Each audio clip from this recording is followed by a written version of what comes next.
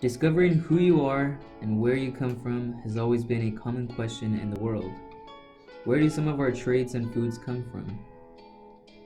Let's travel back to Mesoamerica, where some of our beautiful traditions originated.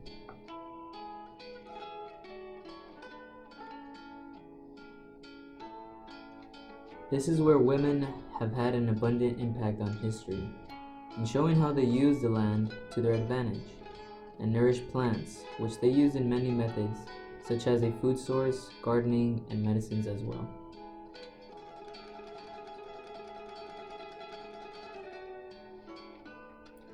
The men had distinct jobs. They would be the ones hunting and fishing, which is a trait many men have to this day.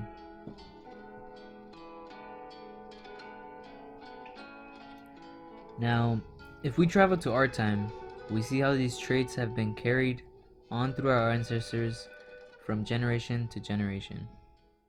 And hominy have been, massively important to that culture forever, pozole, aside from just being terribly delicious and slow cooked and lovely, it's a celebratory dish.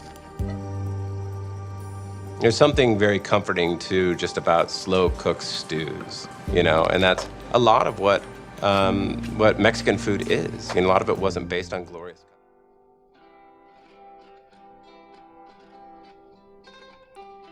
Just like maize has been carried on through generations, we all have that grandma that always makes that tea that tastes nasty, but apparently cures all illnesses.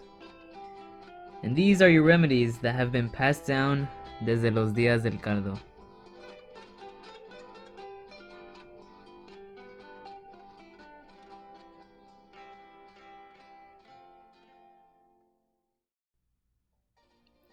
Here's proof how Vicks healed, or so la abuelita would say.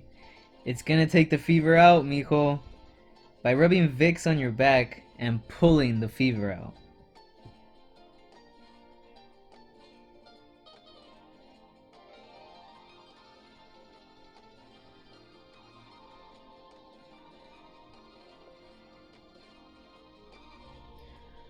All these methods that our ancestors carried throughout history make us the people we are today.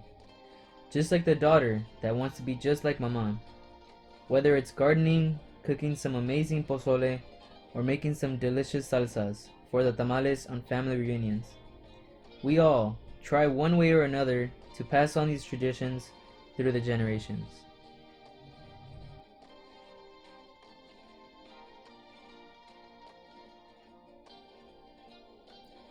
As we have seen, the past is not too distinct from our present.